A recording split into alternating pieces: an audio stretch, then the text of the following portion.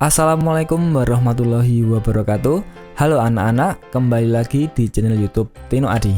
Nah, pada kesempatan kali ini kita akan belajar tema 6 tentang panas dan perpindahannya, subtema 2, perpindahan kalor di sekitar kita, pembelajaran ke-1 untuk kelas 5 semester 2. Jangan lupa berdoa terlebih dahulu sebelum menonton video ini.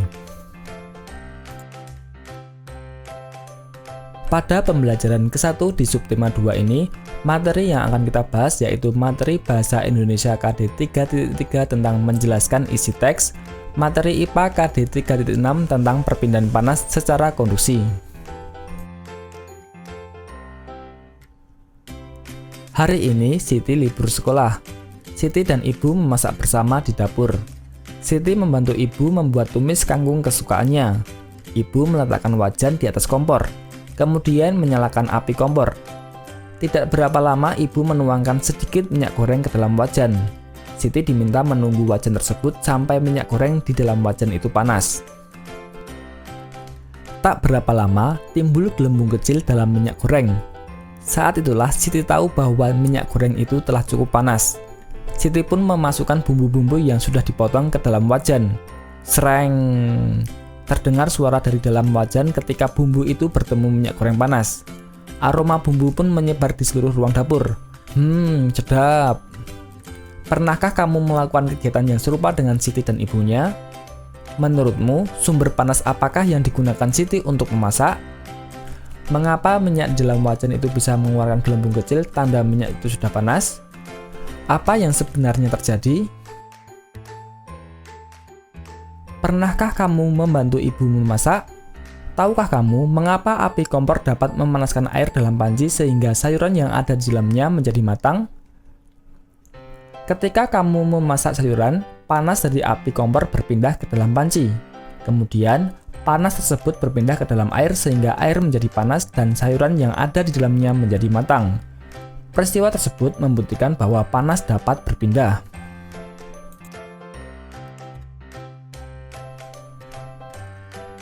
Letak matahari dari planet kita ini yaitu bumi sangat jauh, yaitu sekitar 152.100.000 km. Akan tetapi, panas dari matahari dapat berpindah atau merambat ke planet kita sehingga kita dapat merasakan hangatnya sinar matahari. Andai saja panas matahari tidak dapat berpindah ke bumi, dapatkah kamu membayangkan bagaimana keadaan bumi kita ini? Panas berpindah dari benda yang bersuhu tinggi ke benda yang bersuhu lebih rendah. Bagaimana panas dapat berpindah? Proses perpindahan panas dibagi menjadi 3, yaitu secara konduksi, secara konveksi, dan secara radiasi.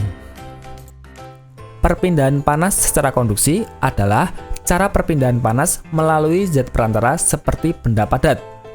Contoh konduksi adalah panci logam yang panas karena diletakkan di atas kompor yang berapi. Perpindahan panas secara konveksi adalah perpindahan panas yang disertai dengan perpindahan bagian zat perantaranya, misalnya air di dalam panci yang dipanaskan hingga mendidih. Sedangkan perpindahan panas secara radiasi adalah cara perpindahan panas dengan pancaran yang tidak membutuhkan zat perantara. Peristiwa radiasi yang terjadi sehari-hari adalah sinar matahari yang sampai ke bumi dan menghangatkan udara serta makhluk hidup di bumi. Nah, anak-anak, kita akan membahas perpindahan kalor secara konduksi. Perpindahan kalor secara konduksi disebut juga perpindahan kalor secara hantaran, yaitu perpindahan kalor tanpa memindahkan zat perantaranya. Pada peristiwa perpindahan kalor secara konduksi, yang berpindah hanya energi kalornya saja. Umumnya, perpindahan kalor secara konduksi terjadi pada zat padat. Peristiwa konduksi dapat diumpamakan dengan kegiatan memindahkan buku secara estafet yang dilakukan oleh kamu dan teman-temanmu. Buku yang dipindahkan secara estafet kita umpamakan sebagai kalor, dan orang yang memindahkannya sebagai zat perantaranya. Ketika kamu dan teman-temanmu memindahkan buku secara estafet, yang berpindah hanya buku itu saja. Sedangkan kamu dan temanmu sebagai perantara tetap diam di tempat, tidak berpindah. Begitu pula dengan peristiwa konduksi, hanya kalor yang berpindah, zat perantaranya tetap. Saat kamu membuat teh dan memegang salah satu ujung sendok yang dimasukkan ke dalam air panas, lama-kelamaan ujung sendok yang kamu pegang juga akan terasa panas. Peristiwa tersebut merupakan salah satu contoh perpindahan kalor secara konduksi. Pada perpindahan kalor secara konduksi, kalor akan berpindah dari benda bersuhu tinggi menuju benda yang suhunya lebih rendah. Peristiwa konduksi juga dapat kamu jumpai pada saat kamu memasak. Pada saat kamu menggoreng, ujung spatula yang kamu pegang akan terasa panas walaupun ujungnya tidak bersentuhan dengan api kompor.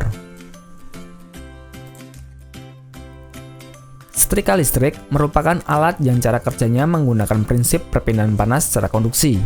Ketika setrika dihubungkan dengan arus listrik, maka arus listrik akan mengalir melalui elemen pemanas. Panas dari elemen akan berpindah ke bagian alas besi setrika yang tebal.